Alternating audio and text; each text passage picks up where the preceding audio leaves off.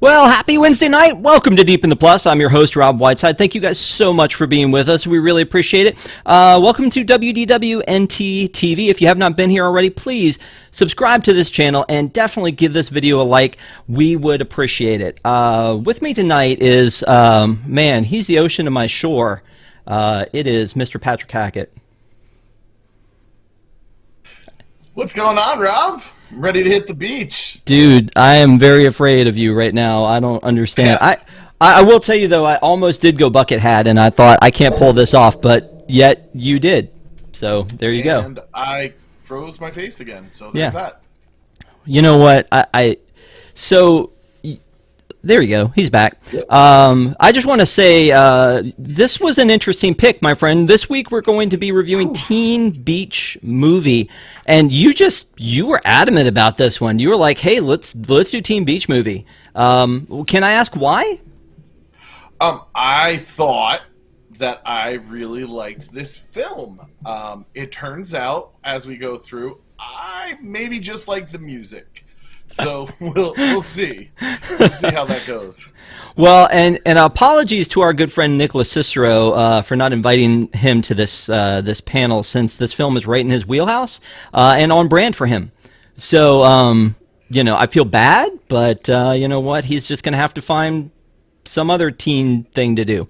So when we were talking about this movie, this is like, we talked about High School Musical, right? Like you are the High School Musical guy. We did 1, 2, and 3. We reviewed those. If you haven't seen them, you can go back and watch them now. But this feels like it was trying to be the next High School Musical franchise. Would you? Oh, without a doubt. Okay. Down to our good friend Zac Efron when you order him on Wish. My goodness. What? Oh, what is his name? I'm trying to find the actor's name. Garrett Clayton. Oh, Garrett yeah. Clayton is like trying to be Zac Efron. In fact, when they did the live version of Hairspray, he actually played the role Zac Efron played in the theatrical release. Yeah. And you know what? This movie actually happened 9 years ago next week. So I didn't know if it was because of that because it was my wife's birthday weekend. So I remember that coming out. And okay. I remember we watched it several times. And you celebrated a lot of wine was involved. With High School Musical. I mean, not High School Musical, with Teen Beach Movie. And by the way, like when I was looking into this movie, apparently at first draft it was called Teen Beach Musical. So, I mean, that's how close they were getting to this. Like you said, there's kind of an Efron lookalike in it. It was 5 years after High School Musical, but it was only 2 years after the Sharpay's Fabulous Adventure in 2011. This one came out in 2013. But it's not a Kenny Ortega joint. No, it is not. So it definitely does not quite feel the same, but it does feel like they were trying to fill that void of, well, we did this, it was successful, and how can we move this to the next generation? Part of that was probably using Ross Lynch, because Ross Lynch was a big deal in Austin and Alley at the time. He was kind of the it kid for Disney. Maya Mitchell was a little bit, but to a lesser extent, like a Disney favorite, but it was really, I think this was a Ross Lynch joint. They probably were like, hey, we need to get this kid into a DCOM ASAP. Yeah. I think you see that a lot when they realize they have stars on their hands, is that they want to make sure they get them in a DCOM. Both of the leads of Girl Meets World had DCOMs, you know, getting Ross Lynch one. And Ross Lynch has done well for himself, and I think he's grown a lot as an actor. I mean, he got a lot of good reviews for playing Jeffrey Dahmer in My Friend Dahmer. Oddly enough, Zac Efron also has played a serial killer, so right. More parallels there. Yeah. Well, true. So when we watch this movie, again, like I can't help but make comparisons to High School Musical, so we will be doing that, I'm sure, along the way. This movie is 95 minutes long. Patrick, does it feel longer than that? It does feel longer than that, Rob. It certainly does. I texted you as I was almost towards the end. I'm like, why are these all so long? Well, I mean, DCOMs are usually to fill a 2-hour window, and so they're usually shortened for commercials. They come out to about 95 minutes. So, you know, you should have known what you were getting into when you started this, my friend. So right off the bat, when it's starting, they open up with surfing. And I guess if you didn't know what this movie was about, they're acknowledging that right off the bat. But when they go surfing, I get the feeling, and I could be wrong, that this is not all Ross Lynch. I mean, is that possible that this is not them? There has to be. I didn't see anything. I researched. I know Maya Mitchell is Australian and is reportedly a pretty good surfer, but there had to be stunt double. That's too risky to have kids out there, although they might have been in their early 20s at that point in time, out there doing. No, it definitely was. I mean, you could it's got the typical the head's turned to the side, or the wave is a little too tall. I don't know. It has a similar build to Maya Mitchell, so I wasn't throwing it out right then and there. But yeah, this movie actually doesn't start with surfing. It starts with a dedication to Annette Funicello. Yes, true. Who passed away, and that's why I really found myself drawn to this movie. I remember watching the original Mickey Mouse Club as a kid. My mom was always a big fan of it, and anytime reruns would come on, we would watch it. And I just know that how much Annette Funicello was the person, and those beach movies are so important. And then it goes into a music video for Maya Mitchell's single. So it's really, there's a lot of not movie before this movie starts. Yeah, well, and that's true, because she died in April, and then this movie was in July, so obviously it has a lot of vibes of her style of movie that she went on to after she left Disney. But in the chat, they're already talking about Ross Lynch a little bit, and Brandy and Dawn are talking about R5, which was his band of his siblings and a friend that they went and they toured. They all had the first initial of R, right? Yeah. Yeah, and so they toured for a while, and it was a big deal. I mean, it really was. It was like a hard ticket to get. They did that tour for a while, and now he seems to have sort of fallen to the wayside. We can certainly talk about Ross Lynch later. I feel like we need to talk about this movie because it has so many elements of so many other movies in it. I joked about Free Guy being the same as Wreck-It Ralph and Tron and so many others. But this one is West Side Story, which they joke about because the movie that they fall into is called Wet Side Story. Just amazing wordplay. I can't imagine the boardroom for them to figure that one out. But Wet Side Story. Listen, if the next decom that comes out is going to be called Activation or something OUS, Decomus. Momentous. Yeah. Well, and honestly, DComs, it feels like we're going to be moving away from DComs eventually here, and it's just going to be really something that they put on Disneyplus. Yeah. Yeah. I feel like we shouldn't. I think that's a bigger conversation for another time. Mm-hmm. But there's a lot of value to a DCOM, and I think they really stick in the cultural zeitgeist. Well, and this has the elements I think of when I think of a traditional DCOM is the child stars. Right, and it's usually a Disney Channel star like Ross Lynch that is. Now all I want to say is the linchpin of the movie, but exactly it's usually that age because I did say that because I was thinking about the Cheaper by the Dozen reboot that they did on Disneyplus, which had the writing and the budget of a DCOM, but it was certainly not necessarily kid centric. It was really more Gabrielle Union and Zach Braff, but again, not a conversation for today. Maybe someday we'll just do a ranking. I don't know. We should consider that. I think we had a lot of ideas for special episodes, but let's talk about Teen Beach Movie and the ridiculously awful first 15 minutes of this movie. Okay. This is so a little behind the scenes.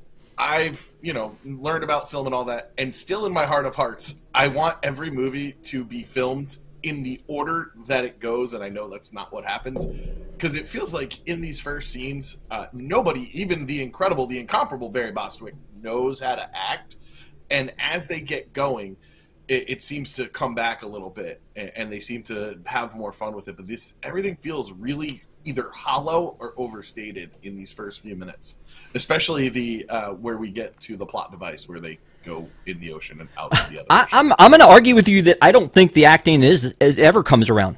I don't think it. Did you think I was going to say it was good? Did you think I was? Yeah. I was No, like, no, oh, no, did we no, flip on no, this? no, Oh, no, no. no. We're simpatico, except for the fact that I don't think it ever came around. And one of my things that I noticed about Ross Lynch is basically Austin in this from top to bottom as he's Oh, in this. interesting. Like, so Interesting. when he's Austin, he's kind of just goofy, and he's not. I don't think he's an incredible actor. And so the moments that need the incredible, not incredible, but that need to be well acted, like the one where she breaks up with him because she has to leave.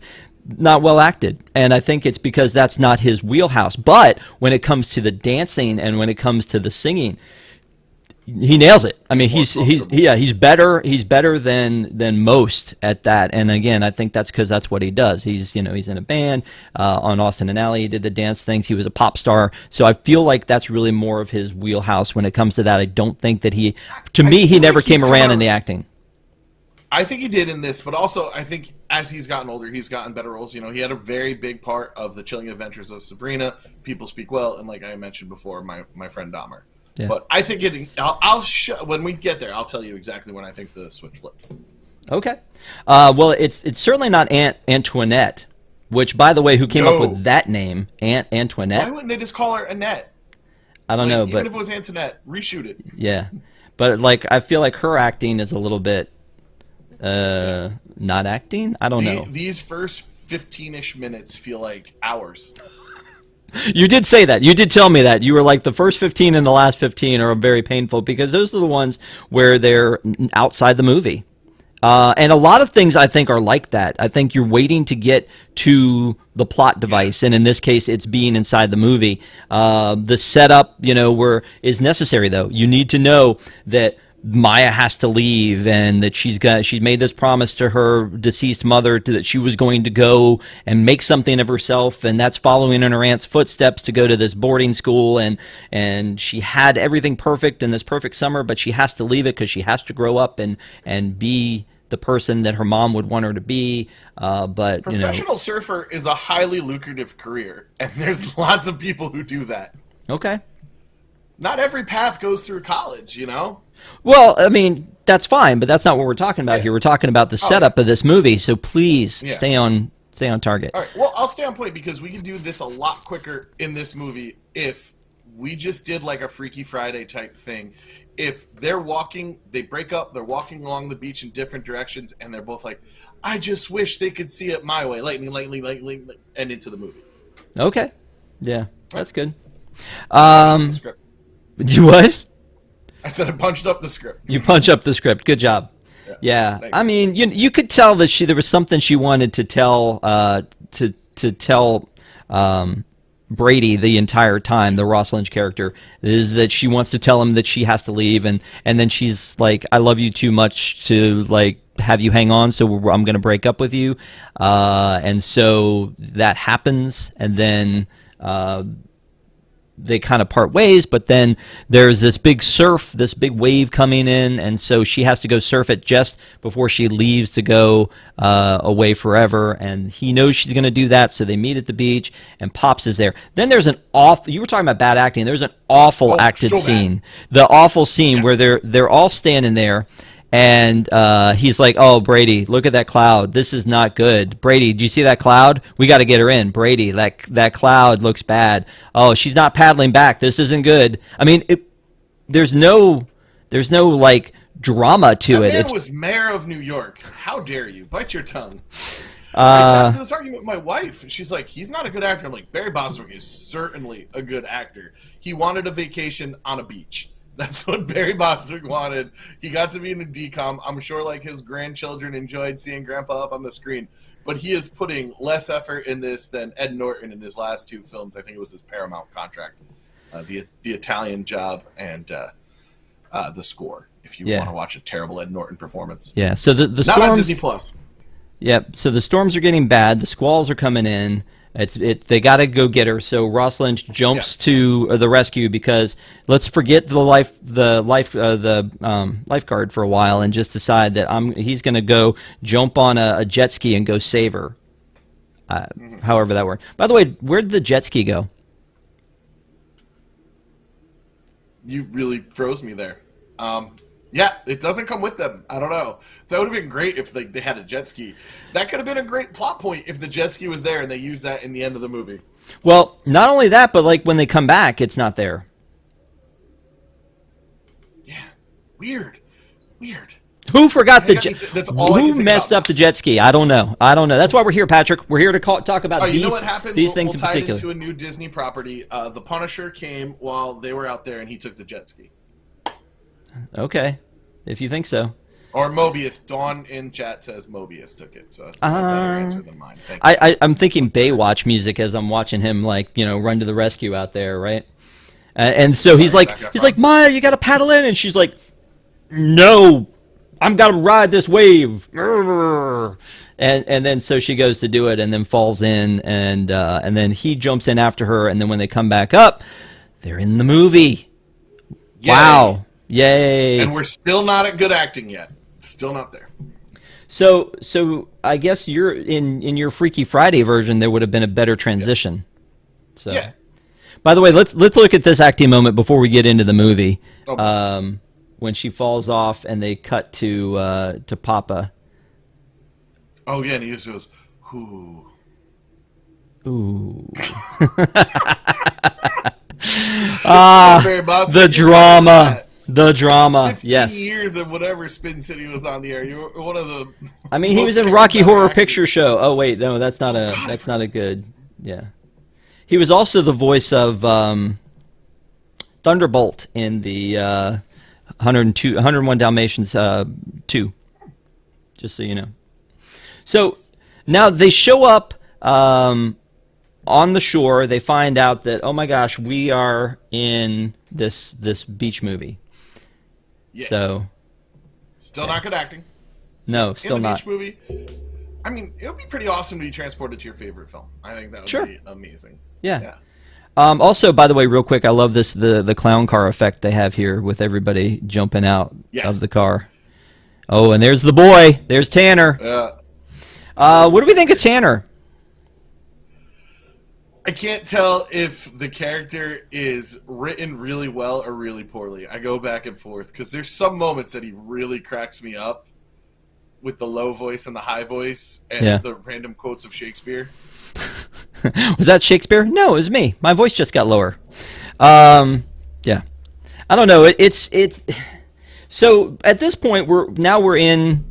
I mean, it's basically the movie. It's a movie within a movie. We've been transported to this place, but now as we're watching this musical number, this is really the first musical number of the movie, and it surfs up, and they're doing all the things that they would normally do in a surf movie, right? My favorite is when they introduce themselves. It's fantastic and spot on. Okay. Hey, let me stop here and ask you, what would your surfer name be? Oh man, that's a really good question. Given my size, I'd probably be a big something. I don't think I'd be Kahuna. I don't know. Maybe like Big Sea Dog. I like that. Big. Or maybe I just Dog. like Jordan Fisher. He's Sea Cat. I'd be Sea Dog. You know. Why are they calling us animals? I don't know. By the way, this scene reminds me a lot of the basketball scene from High School Musical. Yes. So, very. But then they throw the balls and one of them falls on the ground. Like, what was up with that? I mean, that's the best shot. That's what that is. We've taken 12 shots, and this is the best one, and I'm tired of this scene. I mean, you're probably right, but my eyeball just jumped to it laying there on the ground, and I was like, come on, people. Like, we can't fix that in post or something? Fix it in post, yeah.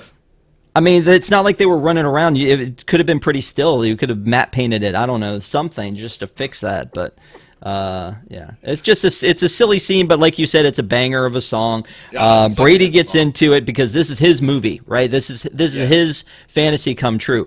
I having a question about that, too, is just if they go into this movie that she barely knows, like, why is she in the movie, right? So it's kind of like should be his fever dream. Well, it's very Back to the Future. You're talking about it's a lot of other movies. It's very Back to the Future. Yes. That they insert both of themselves into the film. Yeah. And change the film. So she's in it by just being there. All right, Nico is stuck on this Punisher thing. Frank Castle gets the jet ski. Yeah. No. It's one of the great Punisher covers. Yeah. I don't know it off the top of my head, but it's a really good Punisher cover. Sure. Shout out to my best friend Brady, who has it hanging on his wall. Okay. Anyway, yeah. So when we're talking about this movie, like these are the movies, like again, West Side Story, obviously, Grease. There's a lot of the whole Grease kind of like makeover thing.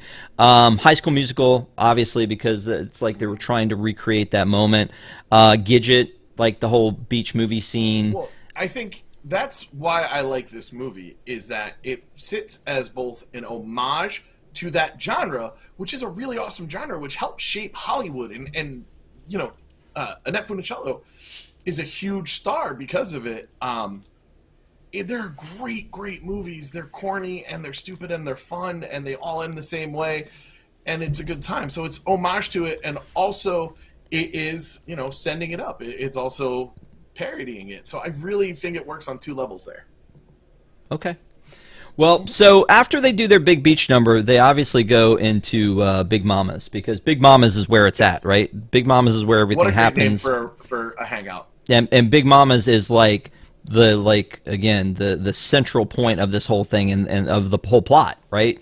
Because the plot is in the movie is that this guy Camembert wants to take over the entire beach front, and so since he wants to do that, he's going to build this weather machine and destroy the beachfront and Big Mama's place. Yeah. And then that way he's going to drive away the bikers and the surfers, and he's going to be able to be a real estate mogul and build up this whole thing. And basically, it's the story of how Alani was formed. Oh, man. No. Oh, that's good. No, it's not. By the way, I feel like you are a ginormous Jordan Fisher stan. Am I right on that? 100% I'm a ginormous Jordan Fisher fan. Okay. By the time Jordan Fisher's career ends, he will be a Disney legend. He is fantastic. I mean, this is the kind of coming out party for him. And he goes on, he's in Hamilton. Like, the dude is tremendously talented. He did Happily Ever After. He got married in the parks. He's a Disney guy through and through. And I think, you know, we see a lot more of him. I think he'll end up on Disneyplus a lot and maybe in theaters again. But, man, the dude's talented, and he eats up every scene he's in this. Well, just reach out and find your Happily Ever After, Patrick. I tried. They took it away. So, yeah, I agree. And, you know, Four Town. Let's not forget Four Town. Yeah, no, I have so much to say about Four Town. I'm so sorry I wasn't on the Turning Red episode. I would watch a Four Town tour. Yeah, Robert, no, for sure. He goes, it's me, Robert. I was like, so good. I forgot about it for a second.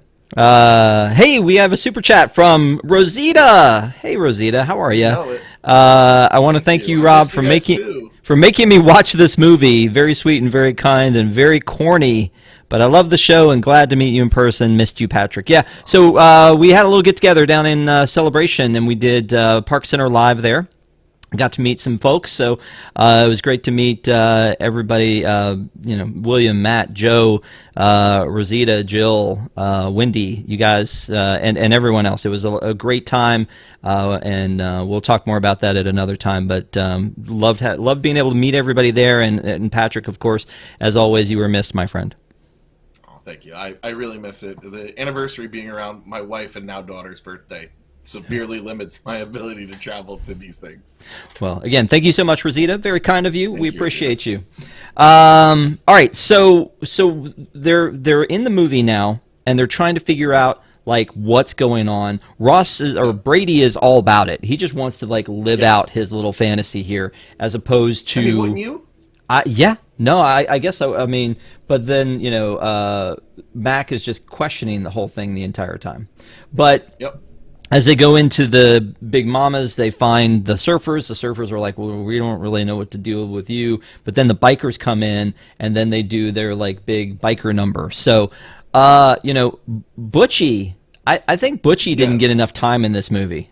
So I think you're right. Butchie is kind of one of my favorite parts of the movie, because this guy like really does a very well done cheesy thing here. The problem with Butchie is he feels like he's 10 years older than the rest of them. And one of the people in that crew is 10 years older than the rest of them. Chrissy Fit, who plays Chi-Chi, is, at the time that this came out, she was, so what's this, 2015? 2013. 2013, so she was 39. No. Are you serious? Yeah. 84. Born in 84. Wow. That's impressive. Yep. Yeah. So there she is in the front. Really? Yep. That seems impossible. Yep. Okay. All right. Well, you know what? If you say so. By the way, so this is where it occurs to me that Ross Lynch is the dancer and the singer, and that like this is where he shines as opposed to the acting thing. I mean, it's really well done. Well, a lot of these kids were found on So You Think You Can Dance. A lot of them that's kind of how they got discovered. Okay. That's it. I don't have anything more than that. That's the one thing I found. I was like, here he goes. Let's hear all about this. But then you're like, nah. They were on So You Think You Can Dance. So the dancing's going to be on point. Yeah. But I can't remember what I saw that guy in that played Butchie, but he was definitely in something right before this where he played somebody much older. John DeLuca is his name. And when I saw him in this, I was like, this almost feels... He's a director now. But it almost felt like a little creepy because of how much older I thought he was, or it may have just been that he had played... He had played in something else. So he is not a director. Oh, he was on Jesse. Well, there's that. Yeah. Yeah, I don't know what it was I saw. I mean, a lot of these people kind of hang around the set and just get called in to do stuff. Oh, me? My turn? Okay. All right. Great. Yes, you're playing background guy number 7.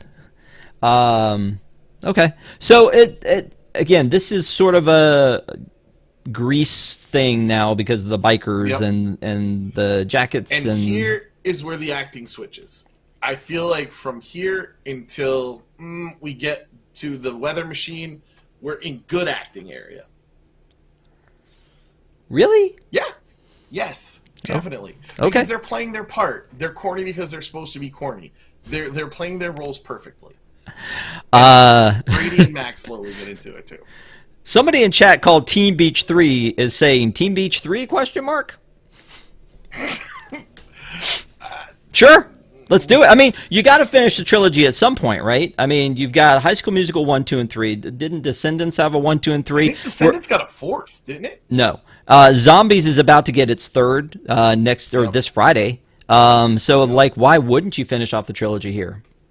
It seems like you really should. Maybe like Maya and Brady and Max kids. Maybe they go to college and miss each other and come back and have a crazy summer, but somehow everybody gets transported, like half go one way, half go the other. I think that's the only thing you can do is like the swap where half of them wind up in the movie and half of them wind up in the real world. Well, let's try that again. I don't like this. There it is. There's the guy. Good old Reach. Yes.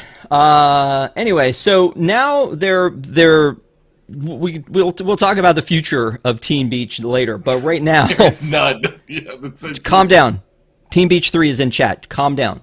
So when we go into to this movie or they come out of the big scene, now he's not wearing his biker gear anymore. Like he's just not.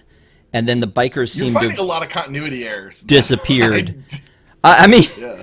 And part of it is a suspension of disbelief because they've already set this very fairy tale premise of that it's a movie that they're in. So they invite our friends to a big party. He's explained to her that what has to happen is there has to be a storm, and the storm has to happen for them to get home. Because a storm is what got them here. A storm has to happen for them to get home.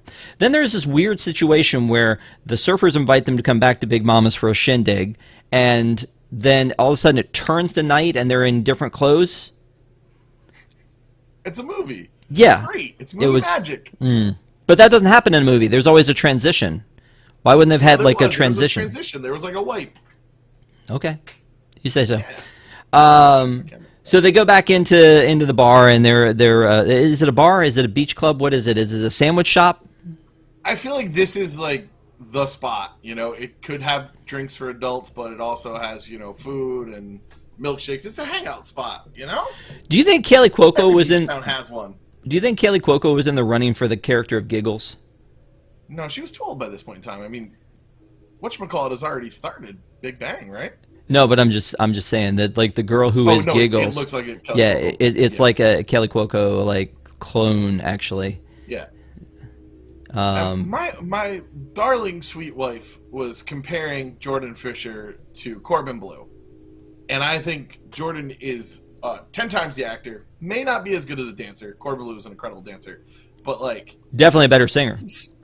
Definitely Jordan Fisher, definitely a better singer. Yeah, but you're welcome. It seems like they're just replacing people, and then they're getting archetypes. Like we need a Kelly Cuoco type. Yeah. You didn't get my joke. No, I said he was a better singer, and then I said you're welcome. Yeah, because he sings the. He did that. Anyway, so now they're part of the movie again. Brady is living his best life and being part of the movie, and I keep wanting to call her Maya, but Mac just wants to go home. So they get into this scene, and it's a scene that we've seen before because they would like. Pops and Brady were watching it. It's the scene they were watching where the girl clumsily falls over during a song that is called "Falling for Ya." Come on, it's a good song. It's a good song. Oh my God, "Falling for Ya." It's so 50s bubblegum pop. It's perfect. Man. But it's every really every lyric in it is like, "I'm gonna trip into your arms and fall for ya," and she, it's too on the nose, I guess maybe. I think it's good because it's on the nose. This is the movie that they're trying to make. They're trying to make an on the nose movie. Yeah, I mean, let me just say, wherever we get to at the end and however you feel about it, I do think it was fun. I mean, and it looks like they probably had some fun making that movie too. But that's the dream, right? Like you get cast in something and it's in a beautiful location. I mean, I imagine being a movie star is work, just like anything else is work. But like Adam Sandler, he's taking people to places he wants to go now. He's getting vacations on top of work. I think it's really smart. Although his last film was filmed in Philadelphia, in fact, at my alma mater. Oh, nice. Why? Basketball. So this was filmed in Puerto Rico. Nice. Yeah. Good so luck. and apparently that was like they didn't have to spend too much money to make that happen. But it's a very cool. I mean, you have everything you need here. It's a movie about a beach. It's right there in the title, and really they've got a beach. Looking like the way that they use the colors in there, it's really well done. Like very pretty, very very nice to look at. So while they're in the bar or the club, you can find them in the club. They're having this argument about like how they're going to get out, and Maya's leading him. Maya, do it again. Mac is leading him all around the place, and is messing up the meetup, kind of like Marty did when he fell out of the tree. Yes, exactly. That he messed up the meet cute, and now Brady and. But it's interesting the timing that it wasn't just Brady messing it up. It was both of them messed it up. Yeah. Yeah. So, she falls... Up the degree of difficulty. You got to put two people back in the relationship, not just one.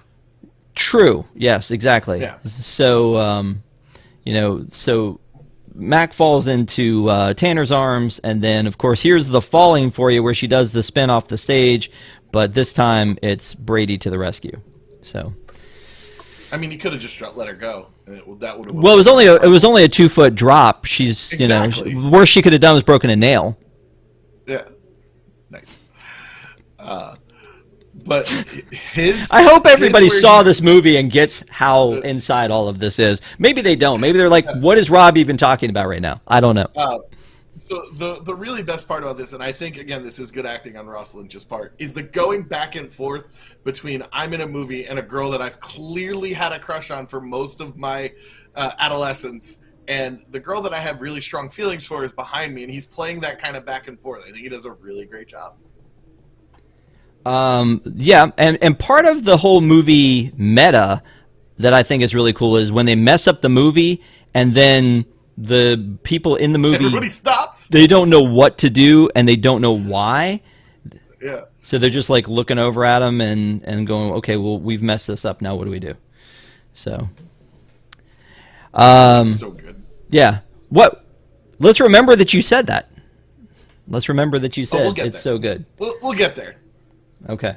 So they go outside and they try to figure this whole thing out, and then while they're trying to figure it out, he's like, wait, the whole linchpin, again, I can't not say that, to this is the evil plan of the real estate mogul. And so they go to this Camembert. yeah, so they go to this goofy lighthouse and they sneak in to find out his evil plan.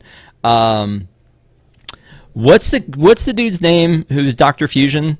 Evan Chamberlain. Yeah, and he was in Jesse. He was Bertram in Everything. Well, but He Jesse was in everything. but at this point he was in Jesse, and so it seems weird to like I get Ross Lynch and Maya Mitchell being in this, but I feel like the outside characters should be somebody else. Because at the time I remember seeing this, and I remember it taking me out of it that Bertram was like, the evil scientist doctor. That's interesting. I mean, they're like filming at the same time. He also was in Austin and Ally as Bertram, and I didn't know this that Austin was in oh my God, Girl Meets World as Austin Moon again. So like everything's kind of connected. The DCOM shared cinematic universe. Well, I guess those are sitcoms. I mean, yeah, they were, and I think that like now that you mentioned that, there was kind of in some of them there was some continuity where they would have these big crossovers. So yeah. But also sometimes they would introduce an actor in one, because I think like I'm forgetting her name. That was in Good Luck Charlie, but she. You're looking for the word backdoor pilot. It's a very common thing where they introduce the character and no, this was Bridget Mendler. They introduced her, I think, in Wizards of Waverly Place, but not as her character. And it was almost like, let's give this girl a try. Oh, you know what? She was pretty cool. Let's see if we can give her own series. So it really wasn't really a backdoor pilot. It was really more of a this is like the same thing with Victoria. No, I'm losing her name. The girl from Victorious. Victoria Yeah. Jackson. No. That was anyway. one of the individuals I worked with. That was his favorite show. I watched a ton of that. Yeah. So anyway, she was actually in iCarly, but as like a boxer or something like that. So again, I think they were. Yeah, they do stuff like that. So, anyway, so now that they've figured out, okay, we've got to make the leads get together. We've got to fix what we messed up, so that then the bikers and the surfers will merge together and fight the villain and blow up the weather machine, which will cause the storm, so that they can go back. Like that's the whole thing. Yeah. So when they're now pretty much here to the end, it's really just about trying to get those two together. But at the same time, while they're trying to do that, Maya Mack is kind of imposing her 20th century or like her 2013 will on these 19 whatever kids. And another banger of a song. It's a good song. Are you talking about Like Me? Like girls like, boys like? Yeah. Yes. It's such a good song. Okay. I mean, I believe you if you say so. The Tanner thing, though, when he writes his little song, I thought that was pretty cool. But yeah, they definitely have. It's a neat song, but it's well orchestrated, going back and forth. But it reminds me a lot from Grease of the "Tell Me More" scene, where it's like kind of the antithesis of that, isn't it? Right? It's a little bit in the opposite direction and kind of the changing of the times. It's a really, really fun song. And it's very much like the Sandra Dee moment as well, as they're doing the makeover and the sleepover party. Well, I mean, that's what I was going to say too. Is that she's in the leather outfit that is just like the Sandra Dee makeover, right? Yep. So, I mean, Yep. that's kind of the thing. So let me stop for a second, and because I know your favorite no. part of having having no. time, spending quality time with me on these shows Mm-hmm. is trivia. I know that's your favorite part. I know that for a fact. I mean, we've talked about it. Yeah. So I thought maybe I'd stop and first say again, thank you for everyone who's watching. Please make sure to like this video, subscribe to WDWNT TV, and we've got some great stuff coming up. We'll tell you at the end of the show what's coming up next. All those buttons down there. But click them. let's do some trivia, Patrick, because you know this movie. This is your pick. This is your movie, dude. I know, and I was trying to figure out what was possibly going to be trivia, and everything went out of my brain. But I do have a trivia question for you at the end. Yeah, I got screwed on that last time. So I guess it's fair. It's fair. You want to ask me yours first? No, I don't. I didn't. I want to see how hard yours are. I didn't think you did. The movie that they're in. What year did that movie take place? 1962. See, look at you. You're already doing very well. They're sending Mac off to a prep school. What's the name of that prep school? Oh, man. Oh, it's such a terrible name, and I cannot think of it, and all I can think of when you say that is Chilton Academy from Gilmore Girls. So, I got nothing. You'd never get this. It's Dunwich Preparatory Academy. It sounded, I remember hearing it, it sounded something just absurd. I'm going to skip over some of these that are probably too hard. What's the name of the band at Big Mama's? No idea. It's on the drum, right? It is on the drum. It is on the drum. Yep. That's why I thought you would know that one. No. No guess? No. That's really good. Nice grab. I'm impressed. Good one. Mama's Boys. But it's all girls, isn't it? No, it's guys. Mama's Boys. She's just a lead singer. Mm-hmm. Okay. When they're running to Camembert's hideout, they're on the beach, and they're running, and there's a guy behind them juggling. What's he juggling? Bowling pins? Well, that doesn't make any sense. No, it doesn't. Ukuleles. My God. I didn't even. I could not recall that. That is impressive. It's just a random dude juggling 3 ukuleles. Like, I mean, how do you not notice that when you're watching the movie? I don't know. I was really engaged. I was like, I am paying good attention. I only texted you once during this one, so I was paying better attention. I just for giggles of it though. Yep. Very obvious. I mean, he's messing with them while they're there, but you don't really get to see a full shot until they run away. Sorry. They're building this big fusion machine. What's the name of the fusion machine? He's reading through the manual that he's made for it. The Weather Controller 5000. Yes, you're in the right track. Yeah. It's the Fusion 350. Yeah. And to get it powered up, they need to get the plutonium to what boiling point? They say it twice. 265 degrees Fahrenheit. No, so the weird thing about this movie, let me back out a second, because the two villains are like the comic relief. There's one point where they literally do the who's on first bit. Yes. And but I have to say, they're very good as the comic relief. Right. So they basically do the who's on first bit, but they do the bit where they go to the fridge to get the plutonium, and he tastes the cake, which is funny, and then he gets what looks like the plutonium. He's like, plutonium? No, lime juice. Lime soda. Yeah, lime soda. And then he's like, strawberry soda. Nope, plutonium. And then he spits it, and then there's like an explosion sound. I was like, so good. So something I noticed in this is the sound design is really good. Every now and then, you'll hear the meant to be sting, and I didn't pick it up in previous watches. So that was really well done. Yeah. The temperature is 647 degrees because, again, he mentions that it has to be that when it gets to 647 degrees, it boils and turns green, which is what we imagine. Serious. Plutonium. Shut your mouth. So when we get, but when we get to the point where Brady and Mac are tied up, and she says she unveils the plan. She said you need to get it to 647 degrees, and it's like they all look at her, and she goes, "What? I watch the movie sometimes." Yeah, that was cute. That was cute. So when she becomes Sandra D and she's or Sandy and she's wearing the leather outfit, she has a something on her lapel. Do you know what that is?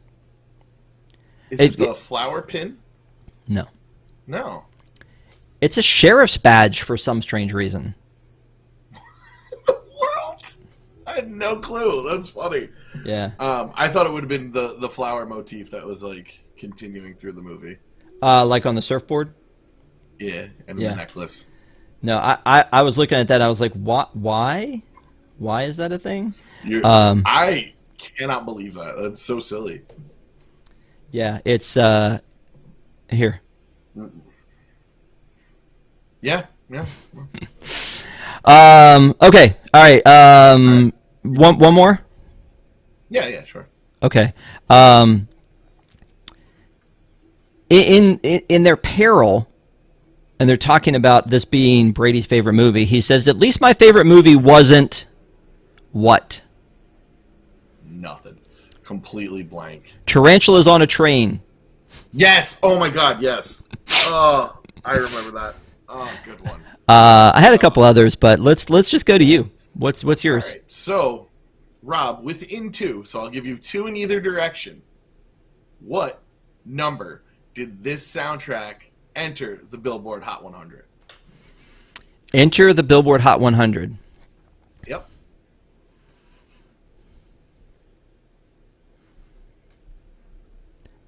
It's a good one, right?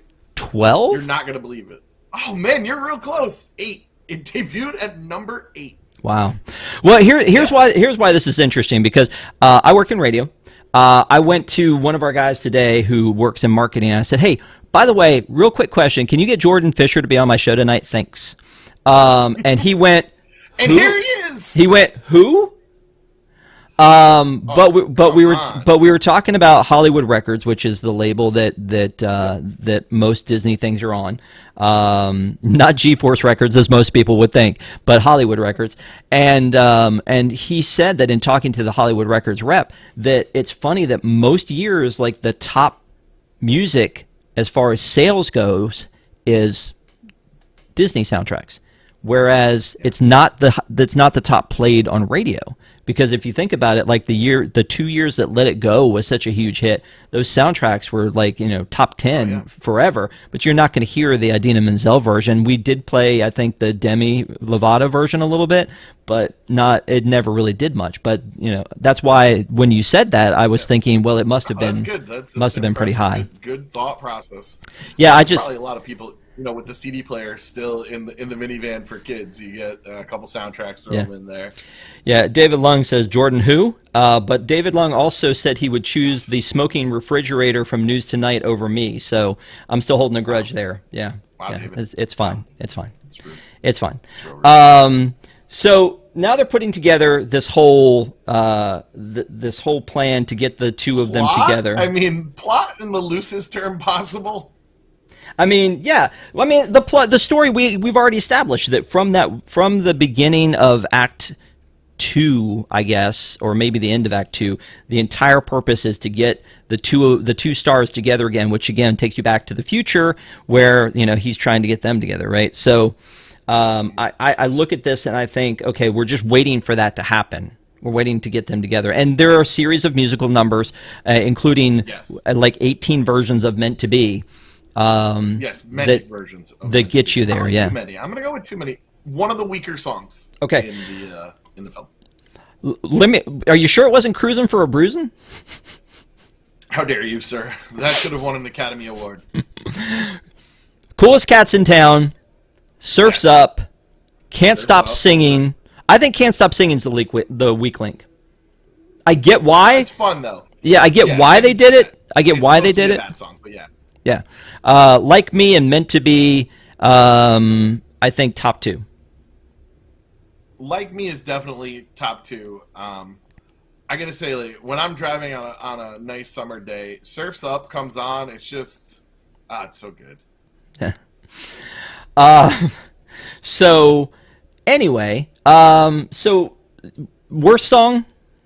Do we think it's Can't Stop Singing, even though it's necessary, or I think it's Can't Stop Singing, and it might be Meant to Be. okay? All right, we have a difference You- of opinions there then. Yeah.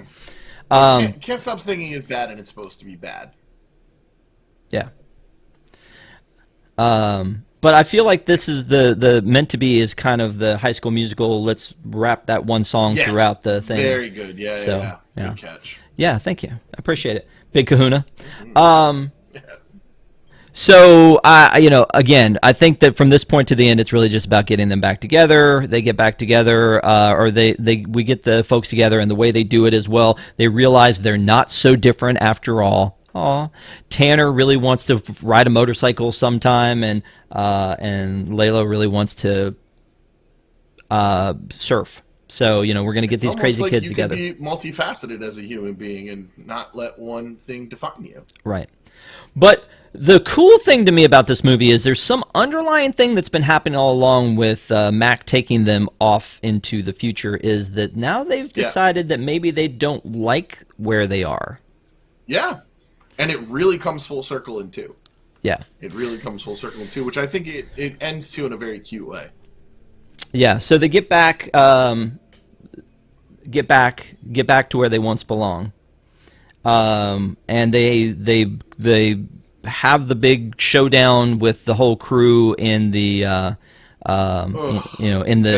evil lair, and then there's the explosion, and then they get the storm that they Les need. Camembert gets told that they are in a movie, which never pans out. Nothing ever happens with that, and it drives me crazy. You had a sequel where these people just became self-aware that they're in a movie, and it doesn't come back.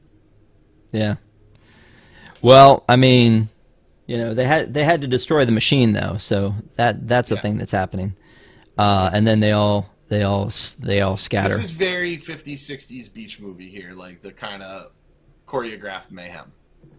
Yeah.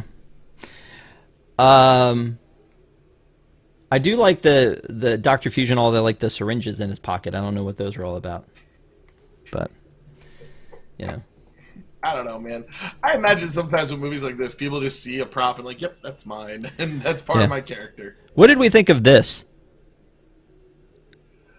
I think that DCOM should be forever banned from using CGI. It's never been good, never, not once, not a single time has it worked well. Okay, fair enough. So, they realize that they're in a movie at the very end, and and that the mustache is fake, and the whole bit, and then the storm's happening, so they all meet back at Big Mama's, and they get back in their clothes. Here's the other thing that I was going to ask you as a trivia question, and I don't know that I don't know what the deal is with this, so that's why I didn't ask it as a trivia question. One of the things they notice when it goes all back to the future is that she has her surf shirt over to the side for no particular reason. They put it there, and then we figure out that the reason is so that it could disappear. So it could fade. Yeah. That's the reason. And he calls it her rash guard. Her rash guard disappears. Is that an actual surfing term? You're a surfing guy. You wearing the hat. Oh yeah, definitely. No, I've watched making ofs of Point Break because that's one of my favorite movies. The original, not that Abomination remake. And yeah, it's a rash guard because apparently you can get really messed up surfing. Patrick Swayze, when making Point Break, said they wouldn't let me jump out of a plane, but I broke ribs, I tore my skin up, and all that surfing. And yeah, like those bodysuits help keep you from getting rashes and getting torn up by reefs and things of that nature. So they get back to the to reality, back to life, back to reality. They get back, and yeah, it is. And so they get back there, and Maya has learned her lesson. Mac has learned her lesson that she really wants to be. She wants to stay. She likes being where she is, and she doesn't want to go back with the aunt. And she wants to stay with Brady. But I feel like they didn't really show a lot of. Maybe it was her trying to put up Growth a from wall. Brady. Yeah. And I will give them this, is that does carry over to Teen Beach Movie 2. Okay. So then, we think it's over, but it's not. Post-credit scene. Post-credit scene. Did they invent the post-credit scene? No. No. I mean, Ferris Bueller had a post-credit. Yeah, no, I know it did, but I was kind of kidding. But yeah, the end of this movie is like a Bollywood film almost, with the huge dance numbers, and it just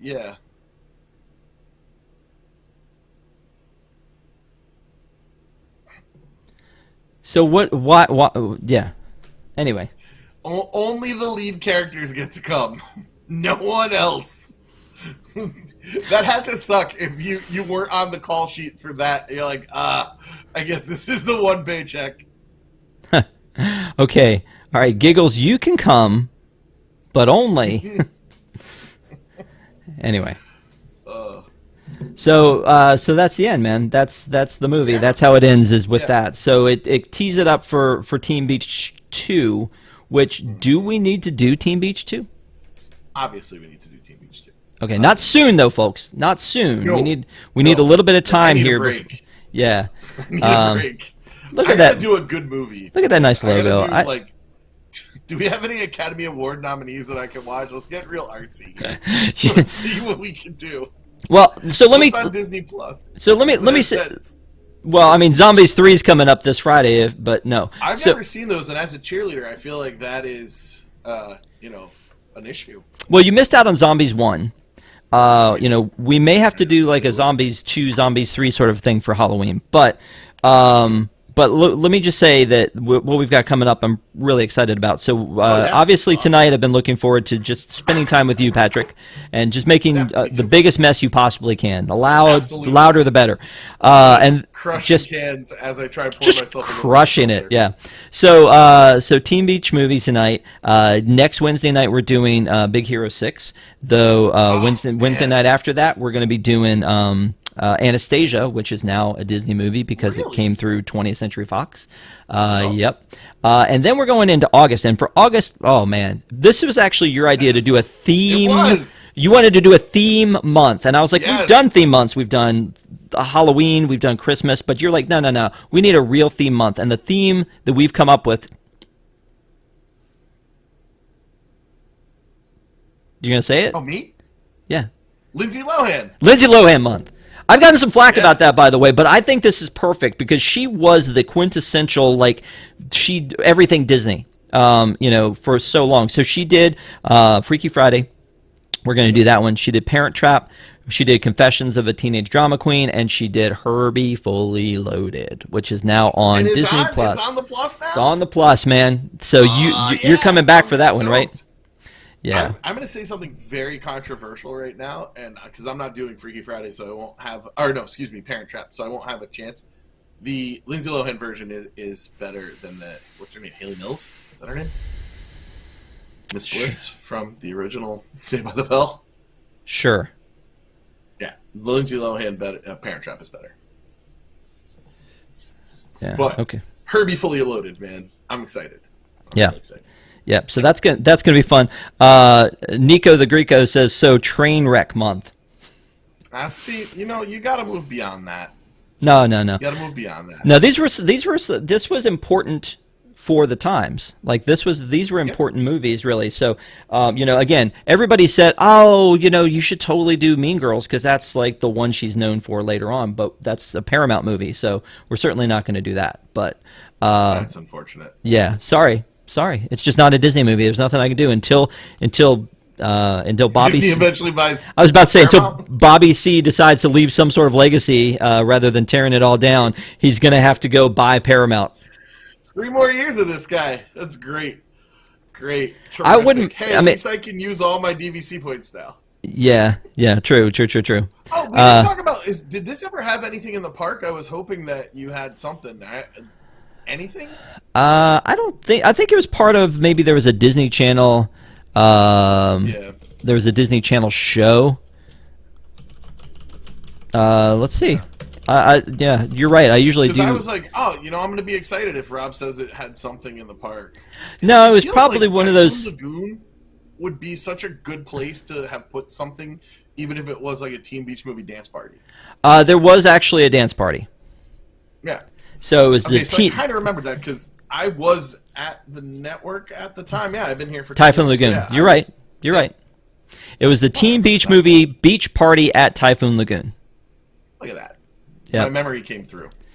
Running at various times of day, each day from September 1st, Teen Beach Movie Dance Party will feature a hip DJ spinning remixes of retro tunes, beachy-themed games, and some really rad bikers and surfers to party with guests as they dance away the dog days.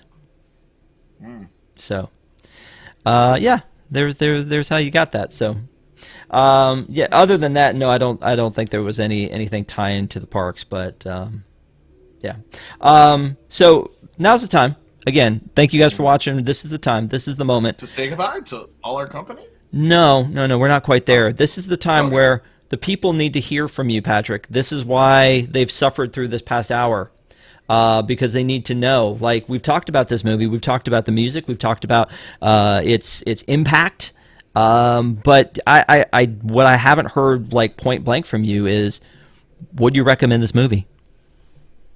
You got to get back into character here. All right, so here's what I want everybody to do. What I want you to do is I want you to grab your device and on the next nice drive on a nice day, put on the Teen Beach Movie soundtrack. If that speaks to you, if you like it, go on and watch it. But if not, don't. I like the music way more than I like the movie. This is not a good movie. It is. Watch all of the High School not 3. Watch High School Musical 1 and 2 before this. It's fun. And I think I like the second one better, and I think the second one has fewer songs that I like, but is a better movie. So we'll see. We'll see in maybe a year, but you don't have to watch this. Don't have to watch this. No, I actually, you made me watch this because you chose this. Sorry. I had seen it once before, but just once, and I got to say, I had fun. I thought it was a fun little movie. Wasn't great, but it was a fun little movie. So I definitely think that, I think you make a good solid point. Like, if the music speaks to you, then this will be a movie that you'll enjoy. But I always am the opposite. Like, it may be the wrong thing to do, but I didn't listen to the Hamilton music before I went and saw Hamilton, because a lot of people did. A lot of people were like, I may never get to see this. I'm just going to get into the music. And yeah, that's what I did. I kind of like it. I knew I wasn't going to see the original cast, so I wanted to hear the original cast recording. I was lucky. I got one of the last Aladdins on Broadway with the original cast with, the actual, what's Kevin Freeman, who voices Jafar, who was in that. Jonathan Freeman, thank you. Yep. But yeah, I honestly, I was just, I don't usually listen to music first, so that's not a thing I would do. But I do think it's a fun little movie, and it would be interesting to see, I think, what, this is only 9 years old, and it was geared toward those tweens. I wonder what today's tweens would think of it, because I think the reason that they you're went... talking about, like we've seen with High School Musical. Yeah, but I think that the reason most tweens watch this was for Ross Lynch, and so I don't know that they're going to care as much. But if you haven't seen it in a while, go back and watch it. It's a fun movie, but I think from scratch, I'm not sure. I wanted to add another quick recommendation, and then I realized that none of them on on Disneyplus. Love it when you do that. Disney films. Yeah. Really go back and watch some of the Annette Funicello beach movies. They're really great, and it's such a different time of film. I couldn't imagine a movie like that being made now.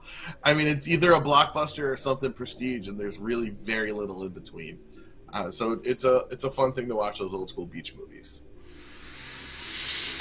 Apparently, Teen Beach 3 is in the chat and causing some ruckus, because obviously wants a Teen Beach Movie 3. I think it's really people who were background dancers and want to bring it back. Need some work. Times are tough. Yeah.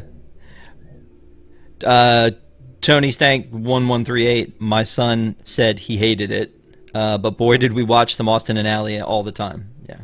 Yeah, I worked with a lot of younger people who watch Austin and Ally. Out of all the DComs and Nickelodeon shows that I've been forced to watch and then sometimes have continued watching on my own, Austin and Ally is by far the worst. Okay. It's bad. Okay.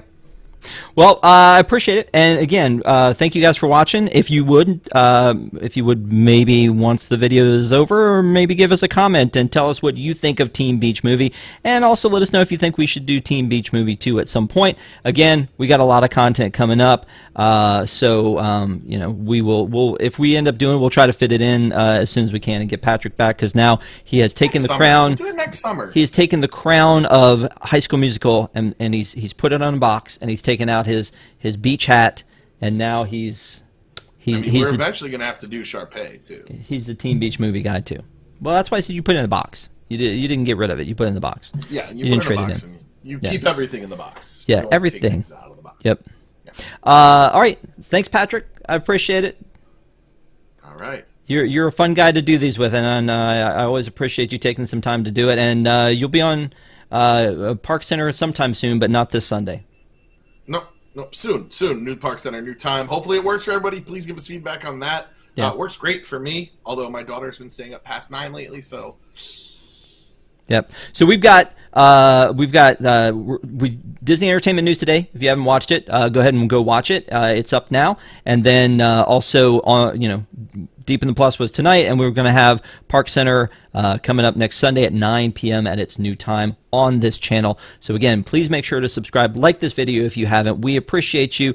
Also, if you want to know about our WIGS program, we love our WIGS, the WDWNT Interglobe Society, and that is our Patreon program. If you want to learn more about that, go to patreon.com/WDWNT. So thank you so much. And before we leave, Patrick, I just want to say, when it's meant to be, that's destiny calling. You're the coolest cat in town, Rob. Have a good one, guys.